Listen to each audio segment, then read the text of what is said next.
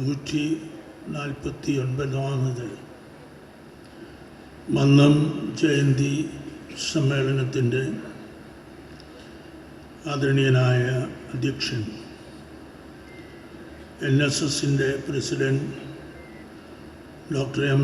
ശശികുമാർ അവர்கள், സ്വാഗതം ആശംസിച്ച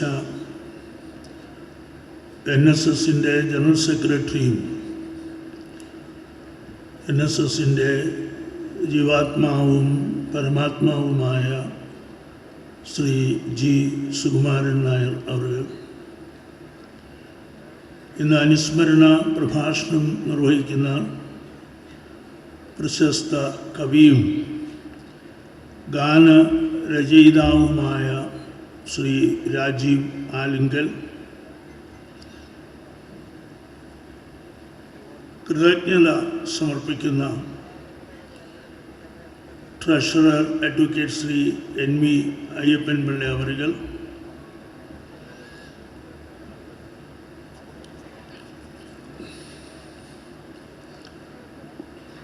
വേദിയിലും സദസ്സിലും സന്നിഹിതരായിട്ടുള്ള ആദരണീയരായ NSS ഭാരവാഹികളെ, ഡയറക്ടർ ബോർഡ് അംഗങ്ങളെ, ഈ മഹാസദസ്സിനെ തങ്ങളുടെ സാന്നിധ്യം കൊണ്ട് സമാദരിക്കുന്ന ബഹുമാനപ്പെട്ട ജനനേതാക്കൾ, MPമാർ, MLAമാർ, പ്രതിപക്ഷ നേതാവ്, മുൻ പ്രതിപക്ഷ നേതാവ്, ജനപ്രതിനിധികൾ, മതാചാര്യന്മാർ, ഗുരുജനങ്ങൾ, സാമൂഹിക നേതാക്കൾ, സമുദായ പ്രമുഖർ, മീഡിയ ഫ്രണ്ട്സ്, സാഹിത്യ, സാംസ്കാരിക, മത, സാമുദായിക ഭേദങ്ങളോ ഒന്നുമില്ലാതെ ഈ മഹാസദസ്സിനെ ധന്യമാക്കുന്ന പ്രിയ സഹോദരി സഹോദരന്മാരെ, സർവർക്കും എൻ്റെ വിനയപൂർവമായ സാദര പ്രണാമത്തെ അറിയിക്കട്ടെ. ഇവിടെ നാം കാണുന്ന ഈ മഹാസദസ്സ് സമാനതകളില്ലാത്ത ഒന്നാണ്. എല്ലാ വർഷവും ജനുവരിയുടെ ആരംഭത്തിൽ പെരുന്നയിൽ നടക്കുന്ന മന്നം ജയന്തി സമ്മേളനവും ഫെബ്രുവരിയുടെ ആദ്യപാദത്തിൽ പമ്പാ നദീതീരത്ത് ജനതിരമാലകളെ സൃഷ്ടിക്കുന്ന മാരാമൺ കൺവെൻഷനും മധ്യ കേരളത്തിലെ എല്ലാ വർഷവും ആവർത്തിക്കപ്പെടുന്ന രണ്ട് അത്ഭുതങ്ങളാണ് എന്ന് പറയുവാൻ ഇവ രണ്ടും കണ്ടിട്ടുള്ള ആർക്കും രണ്ടാമതൊന്ന് ആലോചിക്കേണ്ടി വരികയില്ല എന്നാണ് എൻ്റെ വിശ്വാസം. ഈ രണ്ട് മഹാസംഭവങ്ങളും ഇപ്പോൾ കാലത്തെ സാക്ഷി നിർത്തിക്കൊണ്ട് നടത്തപ്പെടുന്ന, ഓരോ വർഷവും കൂടുതൽ ശോഭയോടും അധികമായ ജനപങ്കാളിത്തത്തോടും കൂടി ആവർത്തിക്കപ്പെടുന്ന എന്ന് പറയട്ടെ ജനമഹാസംഗമങ്ങളുമാണ്. രണ്ടിലും ആത്മീയതയും രണ്ടിലും സാമൂഹികതയും വെയിലായും നിഴലായും കൂടെയുണ്ട് എന്നുള്ളതാണ് ഇവ രണ്ടിനെയും നമ്മുടെ കാലത്ത് ഒരുപോലെ സംഗതവും പ്രസക്തവുമാക്കുന്നത് എന്ന് ഞാൻ വിശ്വസിക്കുന്നു. ഒന്ന് ആത്മീയ ഉണർവിനാണ് ഉദ്ദേശിക്കപ്പെട്ടിട്ടുള്ളതെങ്കിൽ ഇവിടെ നടക്കുന്നത് സാമൂഹിക രാഷ്ട്രീയ ചലനങ്ങളെ ശക്തവും ദീപ്തവും പ്രത്യാഘാത നിർഭരവുമാക്കുന്ന ജനമഹാസദസ്സാണ്. അധികാരത്തിലിരിക്കുന്നവർക്കും അധികാരത്തിലേക്ക് കയറാനിരിക്കുന്നവർക്കും അവരുടെ ചങ്കിടിപ്പ് വല്ലാതെ കൂട്ടുന്ന ഒരു പെരുമ്പറയാണ് എല്ലാ ജനുവരിയിലെയും ആദ്യ ദിവസങ്ങളിൽ തന്നെ പെരുന്നയിൽ നിന്നുയരുന്നതെന്നത് മറ്റാരെക്കാളും ഏറ്റവും നന്നായി മനസ്സിലാക്കിയിട്ടുള്ളത് ഇവിടുത്തെ മാധ്യമങ്ങളാണെന്നുള്ളതിലും സംശയമൊന്നുമില്ല. NSSന് കേരളത്തിൽ രാഷ്ട്രീയത്തിൻ്റെ സോഷ്യൽ എഞ്ചിനീയറിങ്ങിനെ മറ്റാരെക്കാളും സ്വാധീനിക്കാൻ കഴിയുന്നതുപോലെ മറ്റാർക്കും സാധ്യമല്ല എന്നാദ്യം തിരിച്ചറിഞ്ഞത് കേരളത്തിലെ ഇടതുപക്ഷമായിരുന്നു എന്നതാണല്ലോ 1959 രാഷ്ട്രീയ സത്യമായി ഇന്നും നിലനിൽക്കുന്നത്. വിമോചന സമരത്തെക്കുറിച്ചുള്ള ചെറിയ പരാമർശം പോലും ഈ 65 വർഷങ്ങൾ കഴിഞ്ഞിട്ടും ഇടതുപക്ഷത്ത് നിൽക്കുന്നവർക്ക് ഇരിക്കപ്പുറതി കൊടുക്കുന്നില്ലെങ്കിൽ അത് വിരൽ ചൂണ്ടുന്നതും ഈ രാഷ്ട്രീയ യാഥാർത്ഥ്യത്തെക്കുറിച്ചുള്ള അവരുടെ വലിയ ഭയമോ ബോധ്യമോ കൊണ്ടായിരിക്കും എന്നുള്ളതിലും സംശയമില്ല. ഇതെൻ്റെ നിലപാടല്ല. 32 വർഷം കോളേജിൽ കുട്ടികളെ പൊളിറ്റിക്കൽ സയൻസ് പഠിപ്പിച്ചതിൻ്റെ അടിസ്ഥാനത്തിൽ ഒരു അധ്യാപകന് തോന്നുന്ന ഉറപ്പാണ്.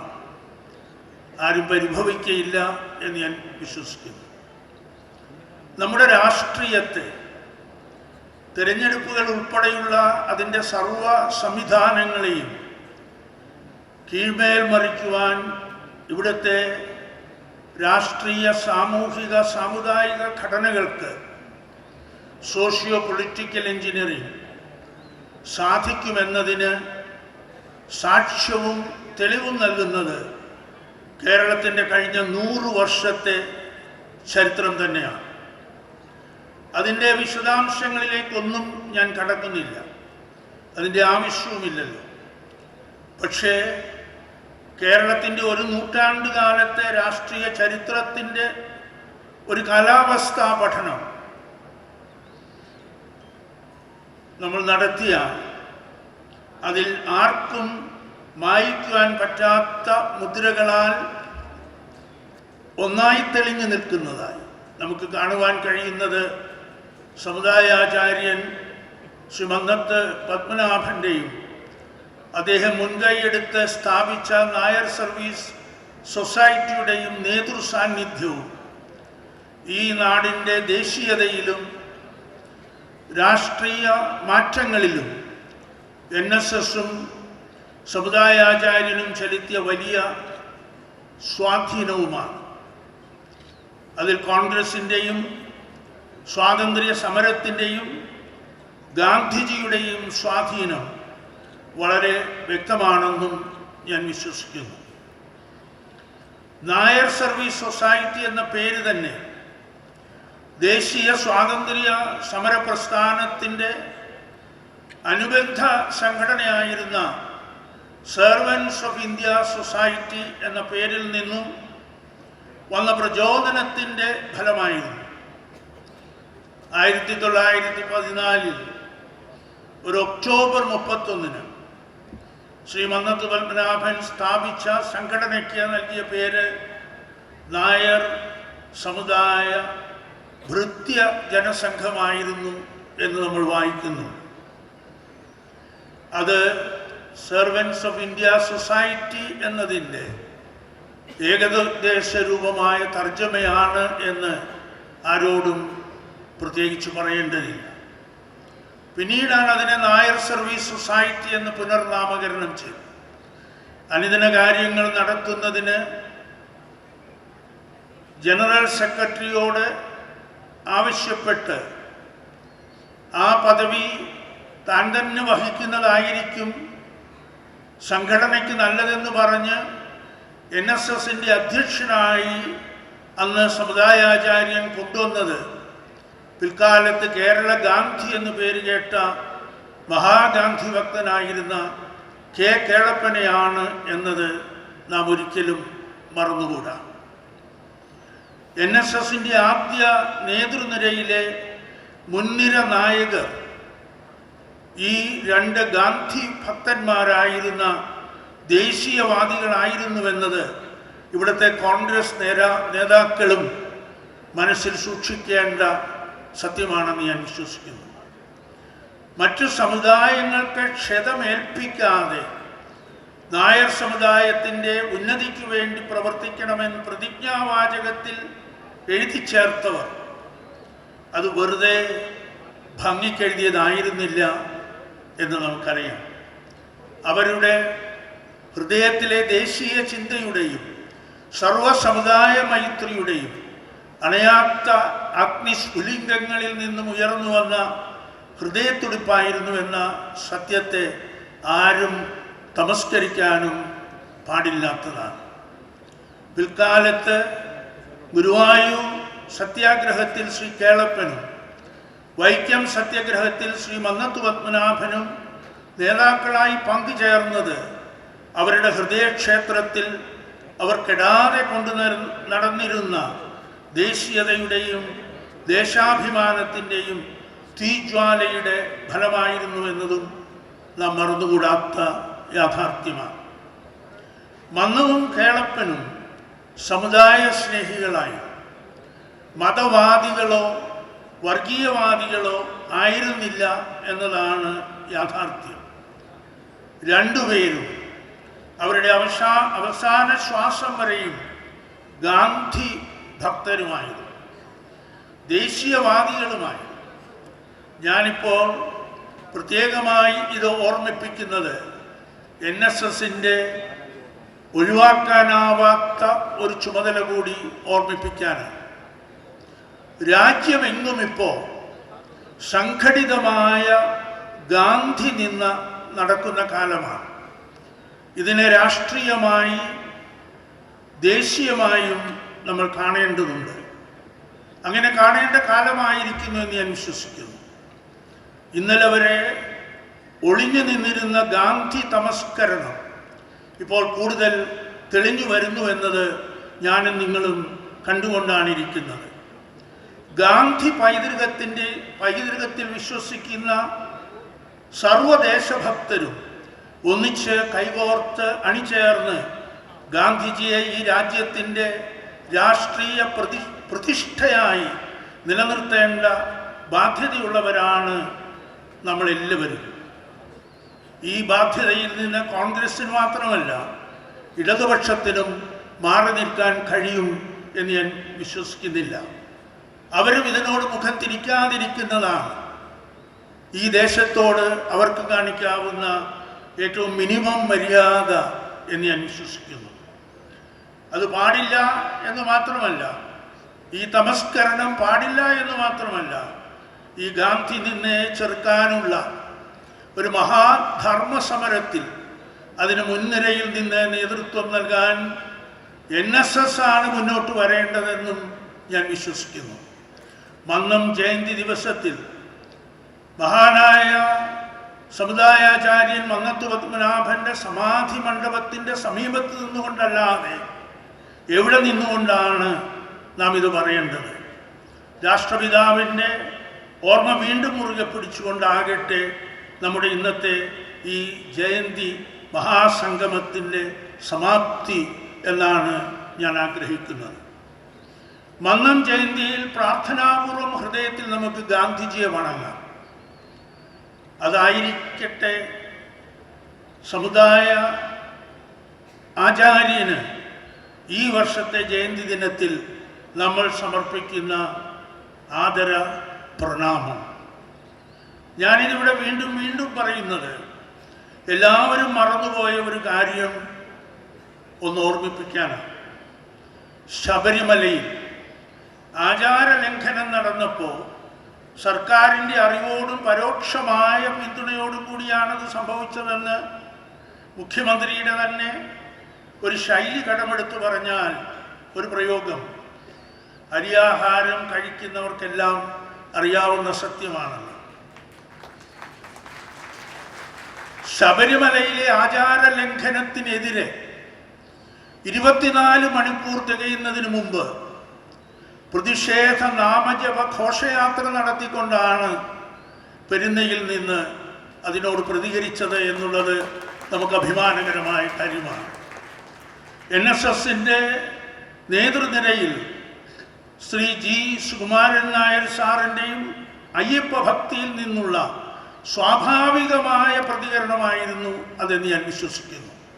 അതിലൊരു രാഷ്ട്രീയവും ഉണ്ടായിരുന്നില്ല. വിശ്വാസികളുടെ ഹൃദയത്തിൽ ആഴമായി ഏറ്റ മുറിവിനോടുള്ള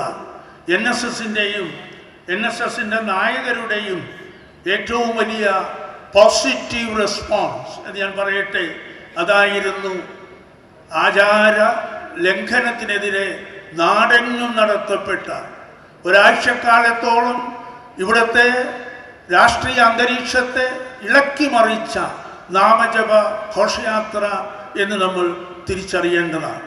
അതൊരു ചരിത്ര സംഭവമായിരുന്നു എന്ന് ഞാൻ വിശ്വസിക്കുന്നു. ഒരു ആലോചനാ യോഗം പോലും വിളിച്ചു കൂട്ടാതെയാണ് അന്ന് പെരുന്നയിൽ ഇരുന്നു കൊണ്ട് ശ്രീ സുകുമാരൻ നായർ സാർ നാടെങ്ങും പടർന്ന ആചാര ലംഘന പ്രതിഷേധ ഘോഷയാത്രകൾക്ക് പിന്നിൽ ശക്തി സ്രോതസ്സായി പ്രവർത്തിച്ചത്. പിന്നീട് അത് പലരും ഏറ്റെടുത്ത് അവരുടെ പേറ്റന്റിലാക്കി എന്നുള്ളത് ഞാൻ സമ്മതിക്കുന്നു. അവർ അതിൽ രാഷ്ട്രീയ സാധ്യതകൾ കണ്ടപ്പോഴാണ് അവരതിലേക്ക് വന്നത്. ശ്രീ GS അതിൽ വിശ്വാസി സമൂഹത്തിനേറ്റ മുറിവല്ലാതെ വിശ്വാസത്തിന് വിരുദ്ധമായി ശബരിമലയിൽ സംഭവിച്ചതിനെ കുറിച്ചുള്ള അദ്ദേഹത്തിൻ്റെ സമുദായാംഗങ്ങളുടെ വേദനയല്ലാതെ മറ്റൊന്നിനെയും കണ്ടില്ല എന്നാണ് ഞാൻ വിശ്വസിക്കുന്നത്.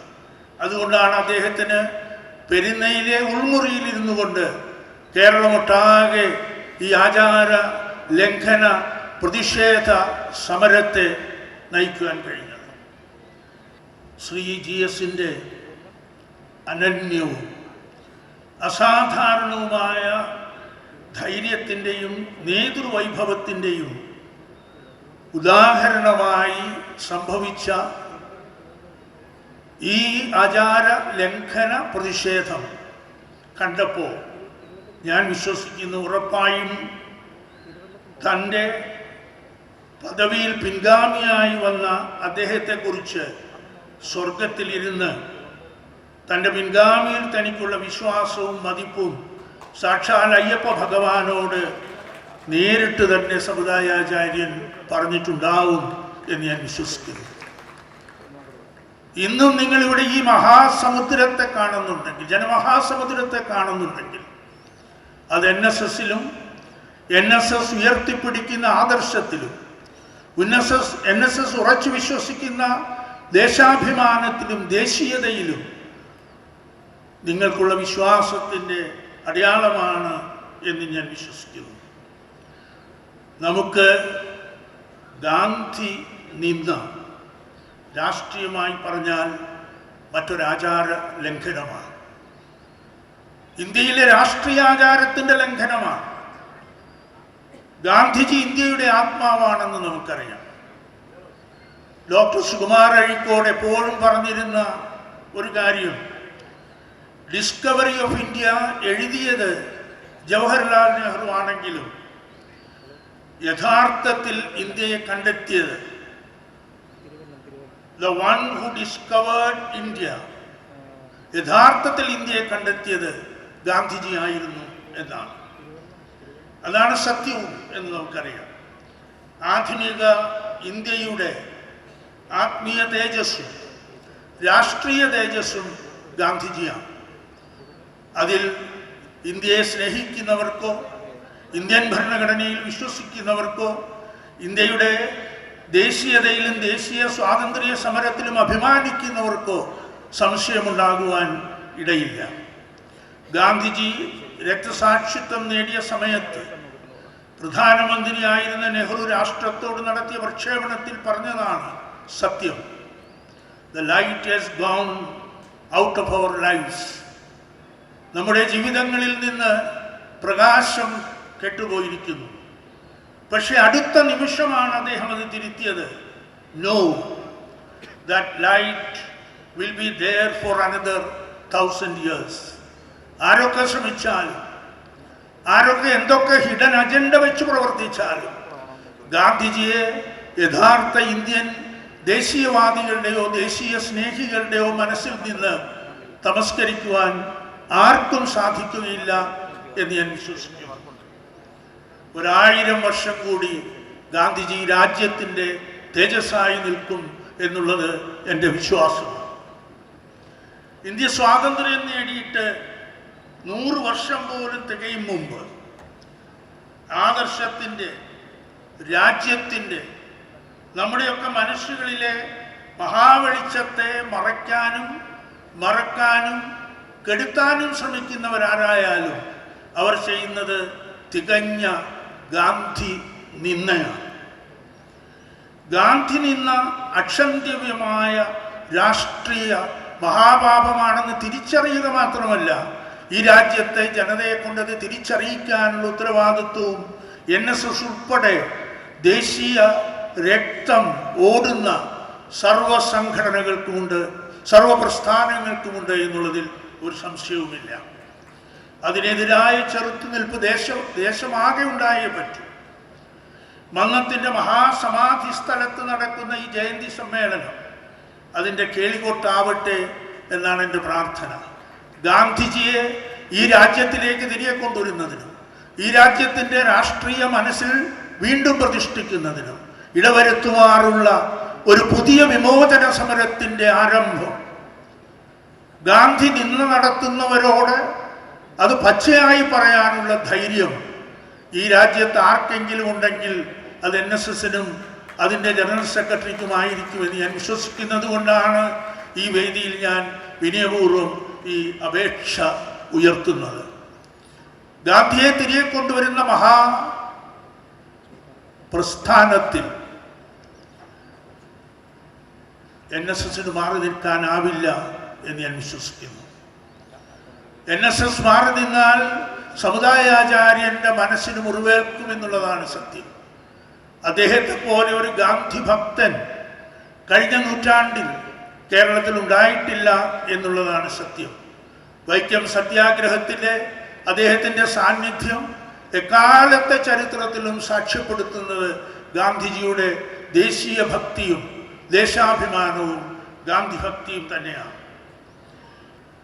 മന്നത്ത് പത്മനാഭൻ്റെ 149ാമത്തെ ജന്മദിന സമ്മേളനമാണ് നമ്മൾ ഇന്നിവിടെ ആചരിക്കുന്നത്.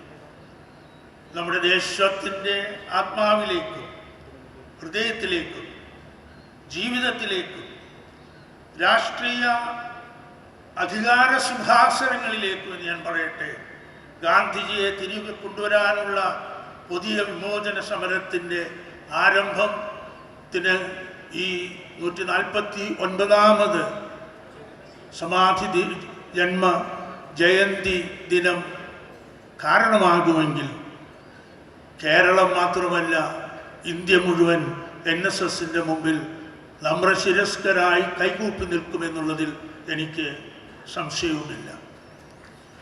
ഞാൻ എൻ്റെ വാക്കുകളെ അവസാനിപ്പിക്കട്ടെ. ഒറ്റ കാര്യം, ഇവിടെ ഒട്ടേറെ നേതാക്കന്മാരെ ഞാൻ കാണുന്നുണ്ട്, ഒട്ടേറെ നേതാക്കന്മാർ.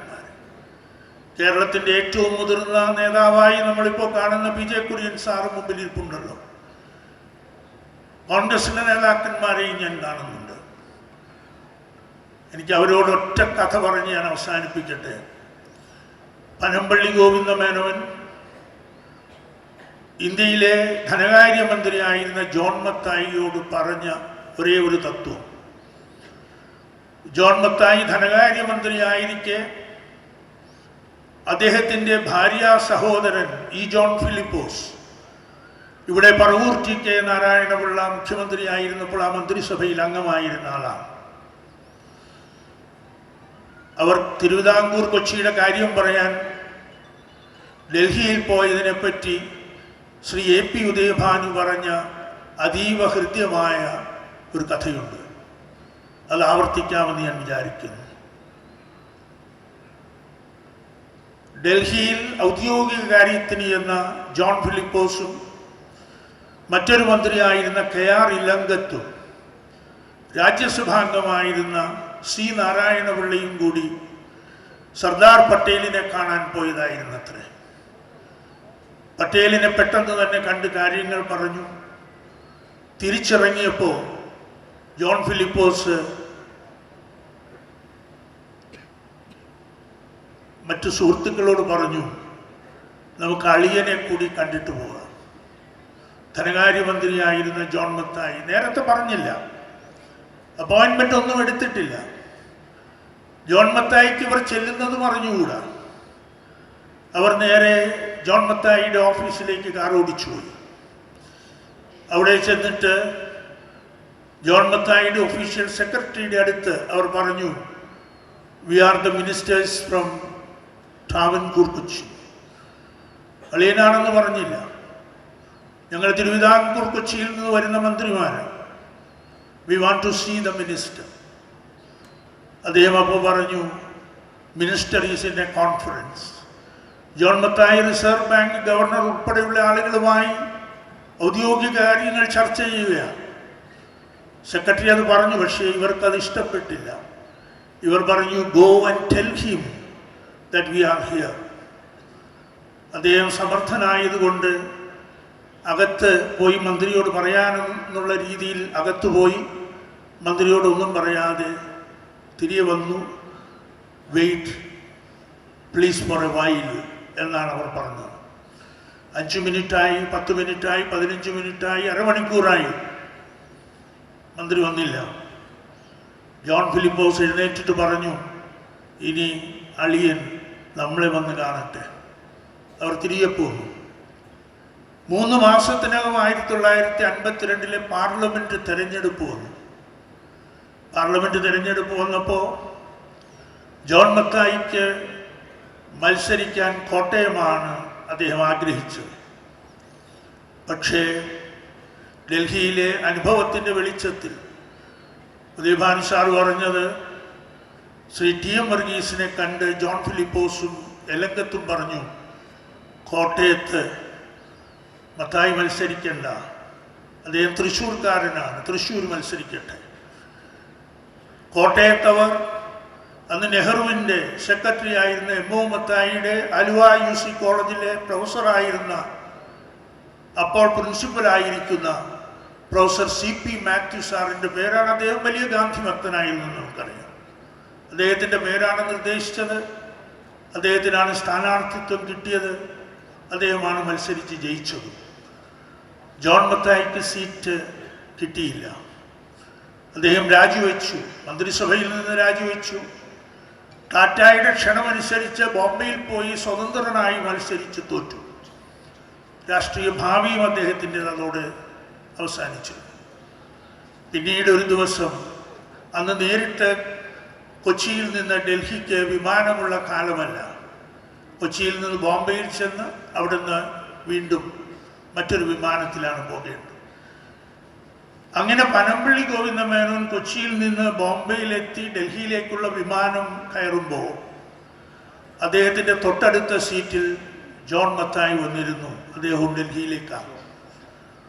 സംസാരിച്ചു വന്നപ്പോൾ ജോൺ മത്തായി പനമ്പള്ളിയോട് ഈ കഥ പറഞ്ഞു. എങ്ങനെയാണ് അളിയൻ തൻ്റെ രാഷ്ട്രീയ ഭാവിക്ക് തടസ്സം നിന്നത്? ഞാൻ അറിഞ്ഞുകൊണ്ടല്ല അത്. അവർ വന്നത് ഞാൻ അറിഞ്ഞിരുന്നില്ല, എന്നെ അവർ നേരത്തെ അറിയിച്ചിരുന്നുമില്ല എന്ന് ഗോവിന്ദമേനോനോട് പറഞ്ഞു. അപ്പോൾ ഗോവിന്ദമേനോൻ പറഞ്ഞ മറുപടിയാണ് എനിക്കിവിടുത്തെ കോൺഗ്രസ് നേതാക്കന്മാരോടും പറയാനുള്ളത്. സന്നിഹിതരായിട്ടുള്ള കോൺഗ്രസിൻ്റെ മാത്രമല്ല, എല്ലാ രാഷ്ട്രീയ നേതാക്കന്മാരോടും പറയാം. ഗോവിന്ദമേനോൻ പറഞ്ഞു, mister Mathai, I agree that you know all the principles of economics. അങ്ങ് എക്കണോമിക്സിൻ്റെ പണ്ഡിതനാണ്. And you know all the principles of finance. ധനകാര്യമന്ത്രിയുമായി. But I am afraid you fail to understand one of the basic principles of the success stories of human persons. of human relationships. നിങ്ങളിത് മഹാപണ്ഡിതനാണ്, ഇക്കണോമിക്സിൽ പണ്ഡിതനാണ്, ഭരണത്തിലും പണ്ഡിതനാണ്, ധനകാര്യത്തിലും പണ്ഡിതനാണ്. പക്ഷേ ജീവിതത്തിൽ ഒരാൾക്ക് അവശ്യം വേണ്ട തത്വങ്ങളൊന്നും നിങ്ങൾ ഇതുവരെ പഠിച്ചിട്ടില്ല. ജോൺ മത്തായി വളരെ അത്ഭുത പരതന്ത്രനായി ഗോവിന്ദമേനോട് ചോദിച്ചു, mister Menon, what do you mean? നിങ്ങൾ എന്താണ് ഉദ്ദേശിക്കുന്നത്? അപ്പോൾ അദ്ദേഹം പറഞ്ഞു, ജീവിതത്തിലും രാഷ്ട്രീയത്തിലും നിങ്ങൾ ആദ്യം പഠിക്കേണ്ടത് ആരെ പിണക്കിയാലും അളിയനെ പിണക്കാൻ പാടില്ല എന്ന തത്വമാണ് എന്നായിരുന്നു. ഇതാണ് പനമ്പള്ളി ജോൺ മത്തായിയോട് പറഞ്ഞത്. എനിക്കിവിടെ നിന്ന് എൻ്റെ മുമ്പിലിരിക്കുന്ന ജനനേതാക്കന്മാരോട്, അധികാരത്തിലേക്ക് വരാൻ ആഗ്രഹിക്കുന്നവരോട് ഒക്കെ പറയാനുള്ളത്, ഞാൻ അളിയൻ ആരാണെന്നവരോട് ഇപ്പോൾ പറയുന്നില്ല, അവർക്കത് മനസ്സിലായിട്ടുണ്ടാവുമെന്ന് ഞാൻ വിചാരിക്കുന്നു. അളിയനെ പിണക്കാതിരിക്കുന്നതാണ് അധികാരത്തിലേക്ക് കയറാനുള്ള നിങ്ങളുടെ ഏറ്റവും എളുപ്പ വഴിയെന്ന് മാത്രം അവരോട് വളരെ വിനയപൂർവ്വം അറിയിച്ച് എൻ്റെ എല്ലാ ബഹുമാനങ്ങളോടും കൂടി ഇന്നലത്തെ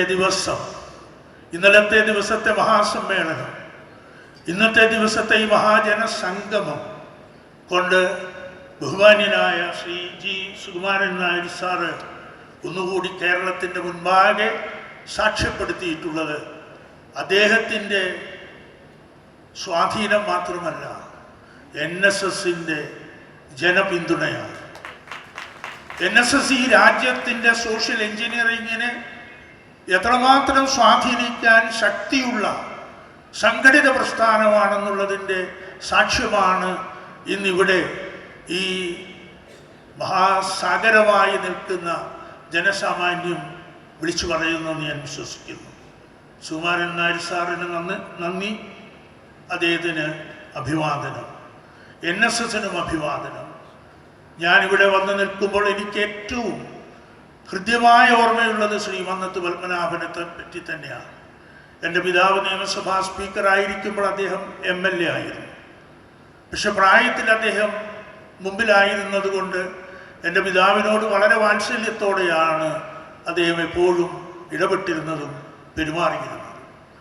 പിൽക്കാലത്ത് എൻ്റെ പിതാവിൻ്റെ മരണശേഷമാണ് വിമോചന സമരം നടക്കുന്നത്.